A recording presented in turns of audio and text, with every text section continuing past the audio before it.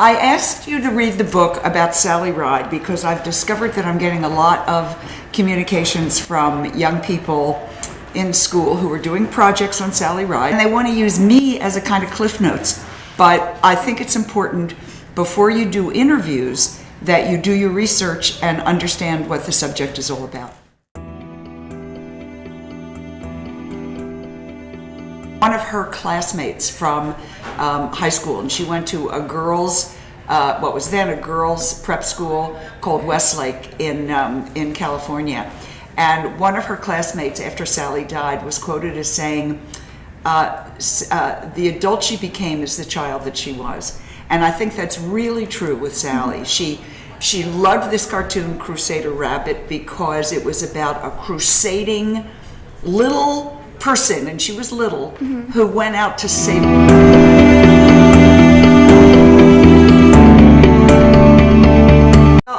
I believe very strongly in single-sex education for certain parts of your life. I went to Wellesley College, which is a single-sex school, which I hope will forever be a women's college, and I think it probably made a huge difference to me. I went to co-ed schools up until then, and then going to Wellesley was very important for me. When she started her own company, she made partnerships with NASA so that the good work of NASA would be appreciated, particularly by youngsters, particularly by young women.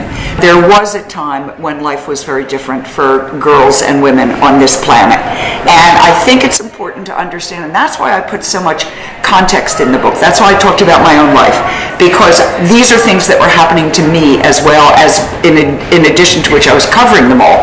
So knowing about the barriers that she broke and other women broke, I think is very important for your generation.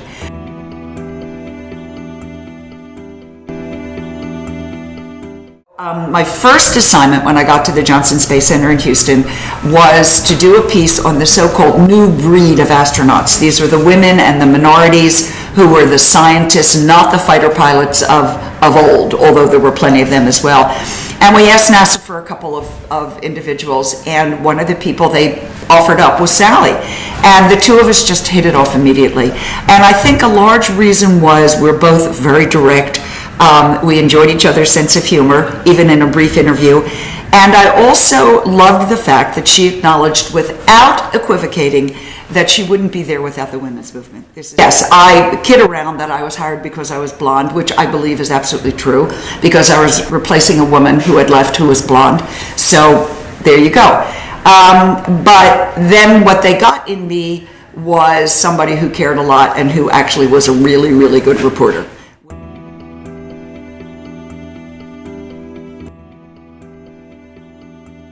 Yes, I believe it's true for both men and women in television news these days. Television is still a casting situation, and they would like you to be smart.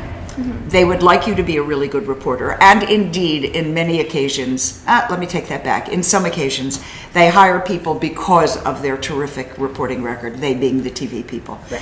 But for the most part, television news is done as a casting thing. We need a blonde, we need a brunette, we need a guy, we need a funny looking this, we need a fat this or a thin that. At least they're now thinking in more ethnic terms, which is nice.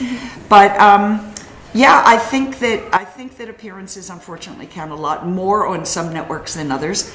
I think if you tune in to at least one network, you will see more blondes than on another network in the news division. I think that what's interesting is once they discovered Asian women, all of a sudden there were a lot of Asian women. They like the way they look on the air. And obviously African American, very important to fill out those numbers. And I say this not to belittle any one of the really good reporters out there who are of various ethnicities, but that's just what television does.